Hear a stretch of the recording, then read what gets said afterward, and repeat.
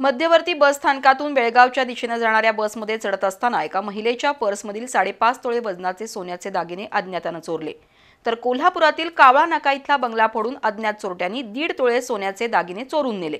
तसंच जुन्या वादातून एकाला मारहाण करून त्याच्या गळ्यातील 1.25 तोळ्यांची चेन हिसकावण्याची घटना घडली। या सर्व घटनांची नोंद शाहूपुरी पोलिसात झाली आहे। कागल तालुक्यातील जैनाळ इथल्या स्वाती विनोद कुमार शशी ह्या महिला 23 ऑक्टोबरला मध्यवर्ती बस स्थानकामध्ये बेळगावच्या बसमध्ये चढत होत्या। या दरम्यान गर्दीचा फायदा घेऊन अज्ञात चोरट्यानं 5.5 तोळे वजनाचं सोन्याचं मंगळसूत्र आणि सोन्याचा हार चोरून नेला।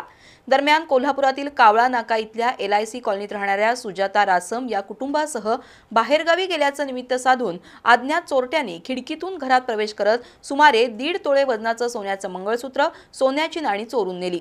तर 29 ऑक्टोबरला घोटवडे इथले अमर डोंगळे हे करवीर तहसीलदार कार्यालयात आले असताना जुन्या वादातून हातकणंगले तालुक्यातील कबनूरच्या विशाल दंडवते यानं डोंगळे यांना शिवीगाळ करत मारहाण करून गळ्यातील 1.25 तोळ्याची चेन हिसकावून घेतली।